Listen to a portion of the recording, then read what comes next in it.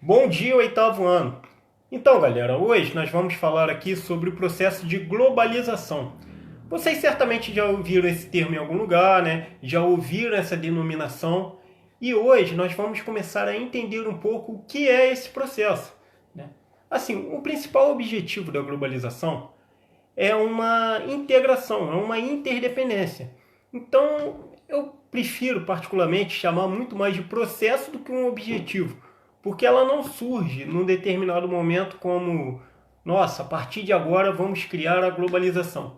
Foi todo um processo, porque antes nós tínhamos os feudos, lá na Idade Média, depois passamos a ter as principais potências europeias, né? Houve ali o período do mercantilismo, na qual as potências europeias começavam a negociar entre si, a trocar mercadorias entre si, e esse comércio internacional só foi se expandindo. E aí, com a evolução tecnológica, cada vez mais há um constante fluxo de pessoas, de mercadorias e até de capital. Então, assim, um comércio que era local passou a ser global. Qualquer empresa hoje, claro, né, guardadas as devidas proporções, é necessário ter capital para isso, ou seja, dinheiro, é necessário ter toda uma estrutura para se tornar global. Mas empresas que começaram assim como pequenos negócios, como o McDonald's, né, como o Burger King, se transformaram em grandes multinacionais. Então essa foi uma das possibilidades da globalização. Vocês podem colocar aí na página 76, né, que fala o que é globalização. E aí, né, como de costume, peço que vocês peguem a caneta e já possam marcar aí, valeu? Eu vou colocar as fotos lá na plataforma, mas eu peço que vocês acompanhem pelo livro. Na página 76, o que é a globalização? Globalização é um novo e mais avançado estágio de dependência entre todos os povos e economias da superfície terrestre. Tornou-se popular após a crise do mundo socialista, né? 1989 e 1991, que resultou no fim do mundo bipolar, que foi o que falamos anteriormente, foi a Guerra Fria, né? Capitalismo americano, socialismo soviético. Como já estudamos em capítulos anteriores, a partir daí, por ter deixado de existir o polo socialista e ter ficado só o capitalista, praticamente todos os estados passaram a se integrar no mercado capitalista internacional, ocorrendo uma grande abertura das economias nacionais para as redes de computadores e para o sistema financeiro internacional, os investimentos entre os países. Houve um enorme desenvolvimento nos meios de transporte, de comunicação, nas viagens e no turismo internacional e nas trocas comerciais entre os países.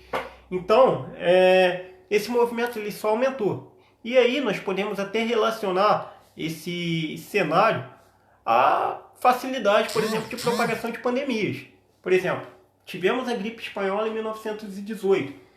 Se propagou pelo mundo? Sim, porque havia um certo grau de deslocamento da população pelo planeta naquele momento. Só que hoje em dia, por exemplo, aeroportos são lugares que circulam pessoas do mundo inteiro. Então é muito mais fácil você se deslocar pelo espaço. Na página 76 ainda, tem um esquema aqui. Eu já fiz esse desenho em sala, mas é sempre bom recordar. Do planeta como uma aldeia global. Então esse era o planeta lá em... Deixa eu ver o ano certo aqui. Eu sempre uso 1500, mas aqui tá certo. 1500 a 1840. O planeta era desse tamanho. Atualmente, as distâncias são essas. Isso significa dizer que o mundo ele encolheu? Não. De uma certa forma, sim. Só que não. Por quê? O planeta ele mantém as mesmas distâncias físicas, porém com uma modernização dos meios de transporte. Os transportes se tornaram mais ágeis. Hoje nós temos jatinhos, temos aviões capazes de fazer 12 horas do Brasil ao Japão, né? 12, 24 horas. O que outrora era impossível, percorrer grandes distâncias pelo oceano, além, claro, das intempéries da natureza, né? Das tempestades. Com o passar do tempo, isso foi melhorando exponencialmente. Então, no cenário de globalização, nós temos essa expansão, essa circulação de pessoas, às vezes uma pessoa trabalha no multinacional e pode ir ao trabalho para outro continente, se necessário. Então, são várias as possibilidades, são vários os desenhos é, na contemporaneidade, né? Nos dias, eita, caiu aqui, nos dias atuais. Então, os objetivos da globalização que eu ressalto, né, estão aqui na página 77, só que a gente não pode colocar muito como objetivo, mas como consequência, né, que é a globalização objetivo o aprofundamento da integração econômica, social, cultural e política. Então as questões políticas hoje estão em discussão no mundo todo. Por exemplo, houve a queda de um governo no país asiático. O mundo todo vai debater isso, né? Hoje as pessoas elas têm as mesmas informações, esteja aqui, esteja na África, esteja na Ásia, na Europa, as informações são as mesmas, por conta da modernização dos meios de comunicação. Então, sem contar também nos blocos econômicos, né, que são lá aqueles grupos de países que se reúnem, né, geralmente são de uma mesma região, o que facilita a integração física, e aí formulam lá estratégias para seu desenvolvimento econômico. Cultural, né? Quem nunca aí viu um show de uma banda famosa ou assistiu uma partida de futebol em outro canto do planeta, né? Quem hoje não conhece grandes personalidades, isso é globalização cultural. Então hábitos, né, sejam eles musicais, esportivos, estão dentro aí da globalização cultural. E social, né? Hoje é uma sociedade mundial. As opiniões hoje são dadas a nível global. Então, esses são, assim, os aspectos da globalização. E aí na página 77 eu peço que vocês marquem esses 3 tópicos que falam, né, da tecnologia de informação, os avanços tecnológicos nos meios de transporte, que eu já falei, e as novas tecnologias de produção. Então, assim, depois da Revolução Industrial, as fábricas passaram a se modernizar cada vez mais. E aí você tem a especialização de um determinado funcionário, uma função, isso aí é a divisão do trabalho dentro da fábrica. Depois, nós vamos ter uma especialização cada vez maior. Hoje em dia, a especialização, a qualificação conta muito, porque os meios de produção continuam evoluindo. Cada vez mais vai haver essa discussão sobre como produzir. Igual, por exemplo, nesses tempos aí de isolamento social, algumas empresas já têm discutido manter o colaborador à distância, trabalhando dentro de casa. Se a produtividade aumentar, é uma realidade. Então, de tempos em tempos, o trabalho ele se reinventa, né?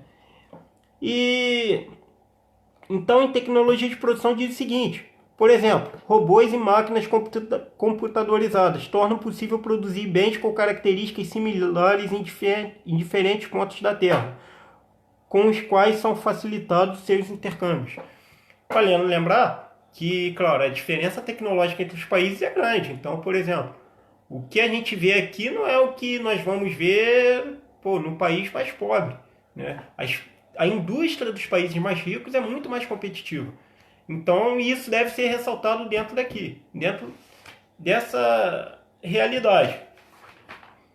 E aí, as empresas multinacionais e seu papel globalizante.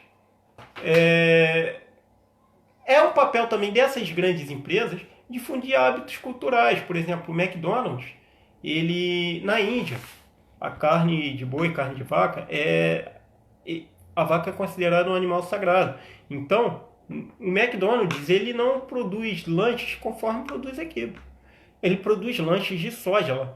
Porque imagina, o mercado consumidor de 1 bilhão de pessoas, que é a Índia. Claro que uma empresa capitalista, né, a nível global não iria perder essa oportunidade. E ele se adapta a determinadas realidades.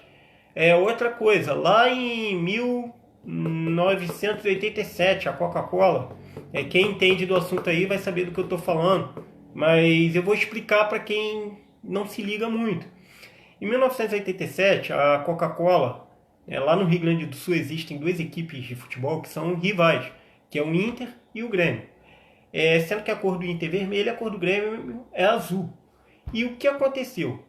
A Coca-Cola foi patrocinar as duas equipes, né? No final dos anos 80 era muito comum, né? As empresas patrocinarem, foi a época que começaram os patrocínios em grande massa dessas empresas ao futebol brasileiro. E aí a Coca-Cola vai patrocinar o Inter e o Grêmio. Só que existe uma rivalidade imensa lá naquela região.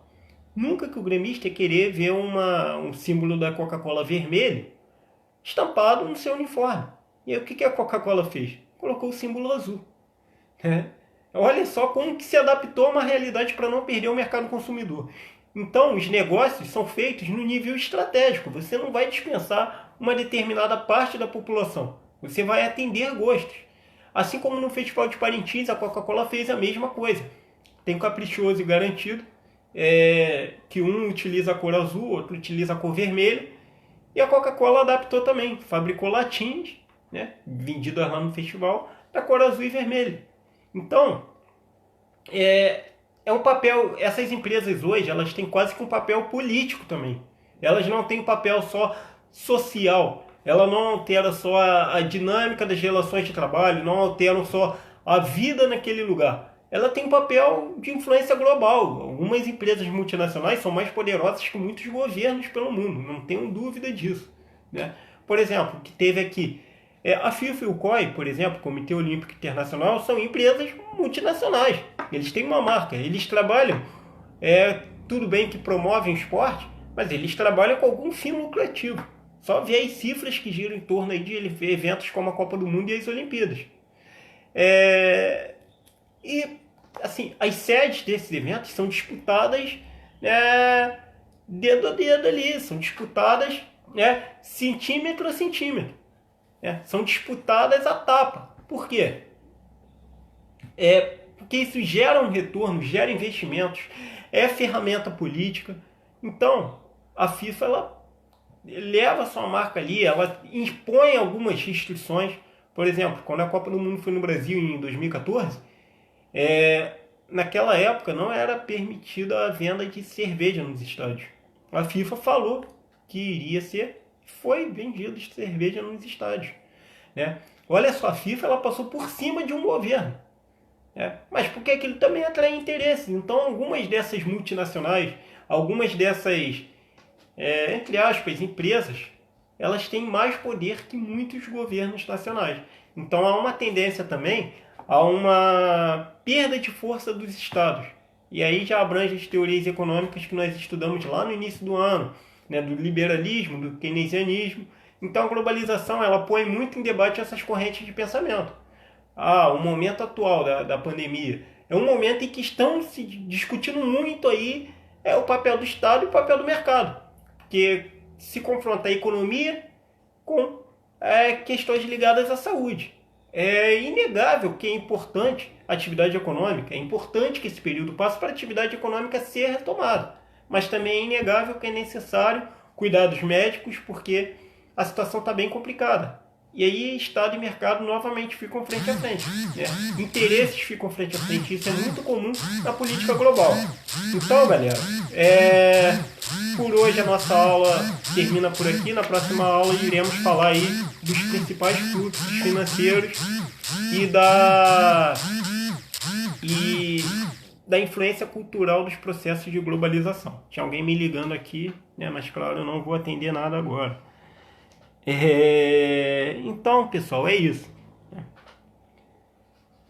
Tecnologias falei, condições, né, os fluxos de capital. Outra coisa que eu vou falar hoje em dia o dinheiro ele circula livremente. Então, um depósito bancário feito numa agência lá na Espanha vai parar na sua conta aqui no Brasil se for feito, né?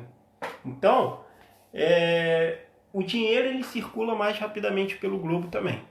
Então, galera, é isso aí. Marquem esses pontos que eu falei aí na página 78 e 79. Semana que vem, globalização, hábitos e costumes. Iremos falar da parte cultural da globalização. Um abraço, se cuidem.